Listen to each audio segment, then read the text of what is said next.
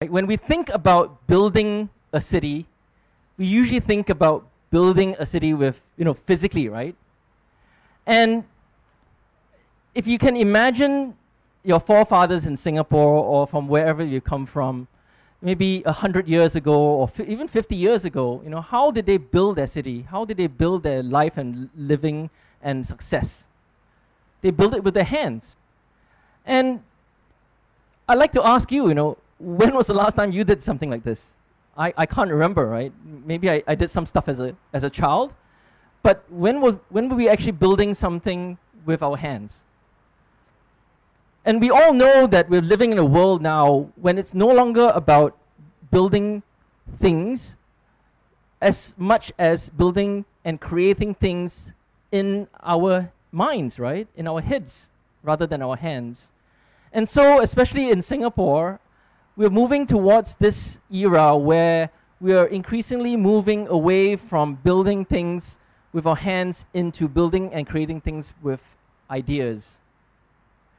If you just look back from the 1960s, during my father's time, what were we doing in Singapore? We were building, or making rather, toys, T-shirts, and exporting them to the world. We moved from toys, T-shirts into TVs. Sony, Hitachi came to Singapore to manufacture these electronics, and now into high tech. And innovation looks like this. I mean, this is how we built our wealth, our success. And it kind of seems to be sort of very paced and very logical. And I was thinking, what is the challenge of today, for us today? Because that was innovation maybe in the last century, but what does innovation look like today? And it looks more like this. How many of us had seen Facebook coming, or Twitter coming, or even Google coming? There's an inherent unpredictability and uncertainty in innovation and in how to capture and how to build and create things of value today and tomorrow. This is a great slide, and you might recognize yourself in it, as one of these professions.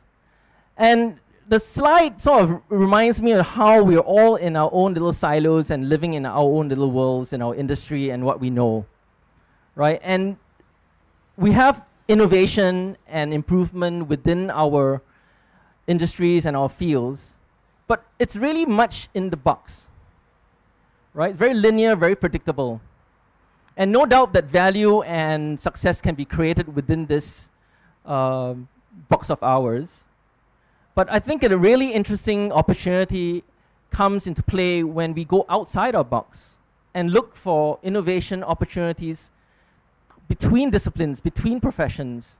And it very much matches this new world that we're living in, where it's not just good enough to innovate within what you know, but to innovate between and into what we do not know. Here are some great ideas that have revolutionized and changed human history. The first one, the world is not flat, but round, Galileo during the Renaissance. We'll sail west to India. That was Christopher Columbus, and nobody knew what was west. Everybody sailed east to India, and he discovered America.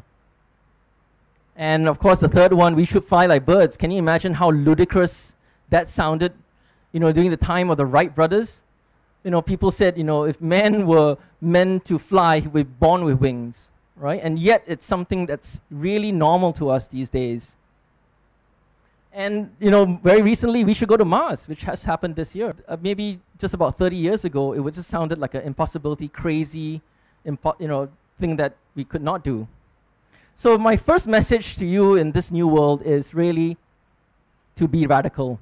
And we don't normally think of us in Singapore to come up with revolutionary things, right?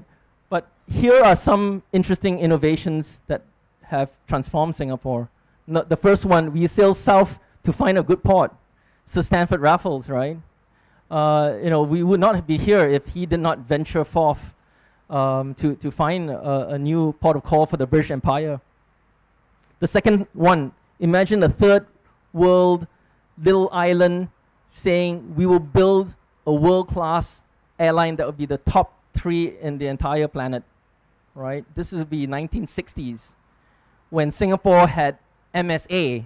Anybody knows what MSA is? It was Malaysia Singapore Airlines that existed in the 60s.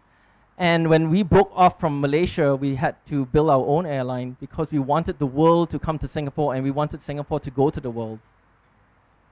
The third one, all computers should create great sound. If, for those of us especially who are like a little bit older, if you remember in the 80s, computers never had sound. It was just this green screen which we looked at and did spreadsheets. And some crazy guy in Singapore, and he was parked out at Sim Lim Tower in a little shop saying that I want to give computers great sound, because he was a musician and he wanted his computer to create great sound. And that was someone who subsequently built creative technology, which became a billion-dollar company, which gave great sound to computers all over the world.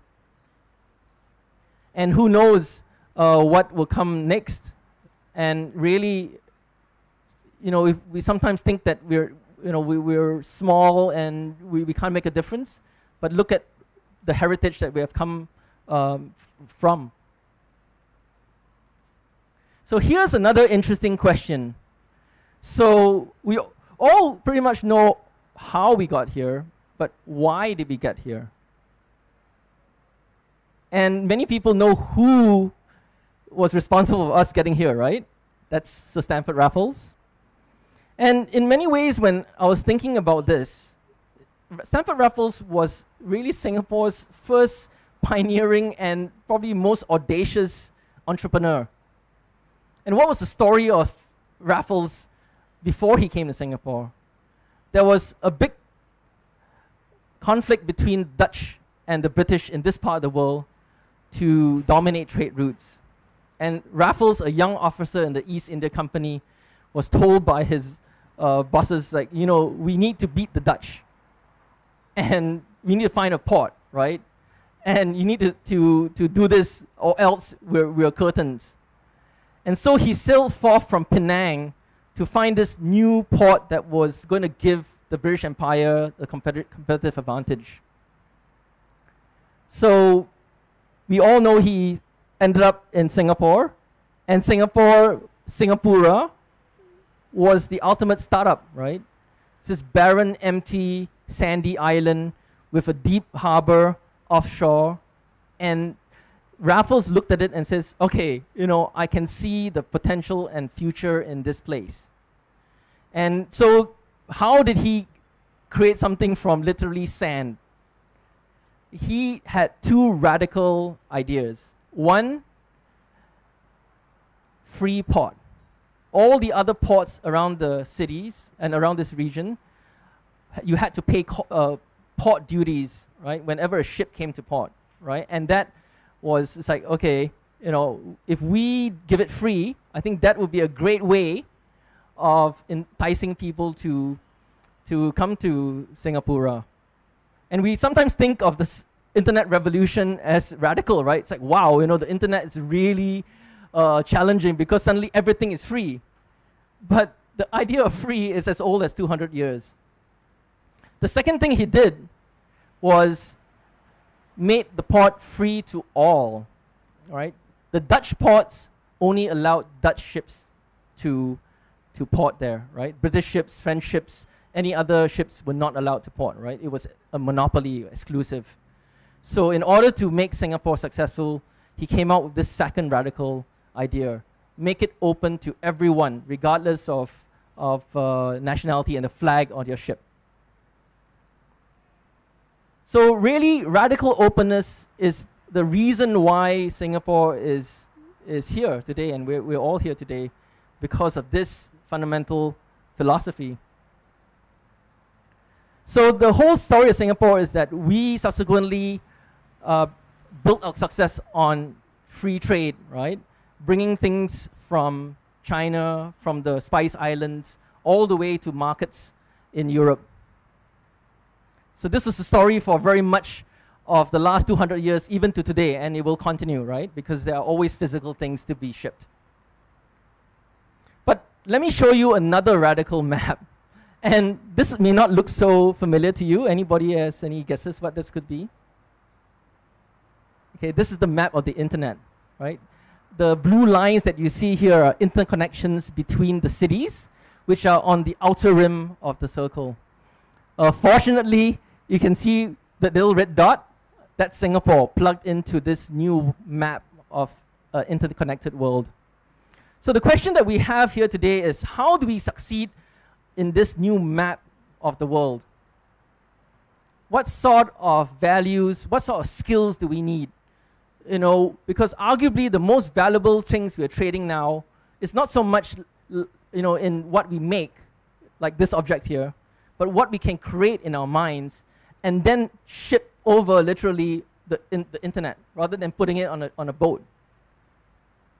So I have 3 interesting suggestions to you. One is be a sponge. So be open to ideas coming in from everywhere. And we're fortunate because we're connected to the world, you know, with the internet and broadband. Number 2, we need to have a culture where we are sharing ideas, right? We're bringing our ideas closer together, right? We may be, you know, however brilliant or smart as individuals, but we are increasingly seeing how brilliant we are when we bring our ideas together, when we tap on collective intelligence. And third, of course, you know, find ways to share our ideas, to ship our ideas out of Singapore and with the rest of the world. So the interesting thing about it is that while we want our ideas to be spread and to be heard elsewhere, you know, people are actually also looking around for the same thing, right? And they are actually connecting to you, whether in a sense you like it or not. And that's a great, incredible phenomenon that we're living in today. So the second message I have to you is be radically open. You know, I'm really amazed when I compare these maps, which really span 200 years now. You know, the first map was when Raffles landed at the mouth of the Singapore River. You can see almost the exact spot where the picture is illustrating, and the radical difference that it's made over this time. And we often think about the future as, you know, what will the future hold? You know, what will the future be? But really, we're living in an age where the future is in our hands, right? It is up to us as individuals, and it's really in our heads because it's in our, you know, minds and our ideas that can create things. And I'd like to end by sharing this quote from a German physicist, which goes, "Everyone is a genius at least once a year, and the real geniuses simply bring the ideas closer together." And I would like to add to that, and the truly ingenious share and spread the ideas to make them a reality. So carpe diem, and thank you very much.